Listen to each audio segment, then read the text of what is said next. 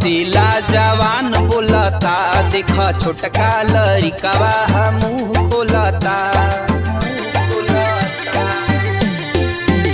सुन लइका गदिला जवान बोलता, देख छोटका लड़िकवा मुँह खोलता। गाँव नगरिया जेवार बोलता, राजा माई जयकारा जहान बोलता। राजा माई जयकारा जहान बोलता। राजा माई जयकारा जहान बोलता। माई जयकारा जहान बोलता। Music by Jaswant Kumar.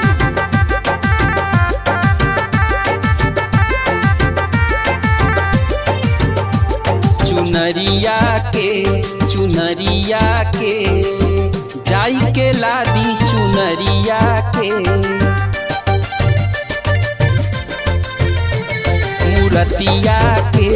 मूरतिया के पूजब माई मूरतिया के। घरे अइली माई सुनी मन डोलता, आजू दिहे वरदान इहे लोग बोलता। कहबे अरिया के मार डोलता, राजा माई जयकारा जहान बोलता। राजा माई जयकारा जहान बोलता। राजा माई जयकारा जहान बोलता। माई जयकारा जहान बोलता।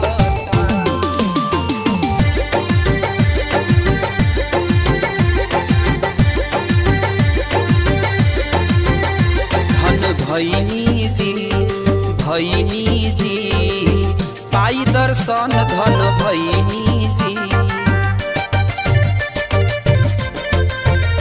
सब पैनी जी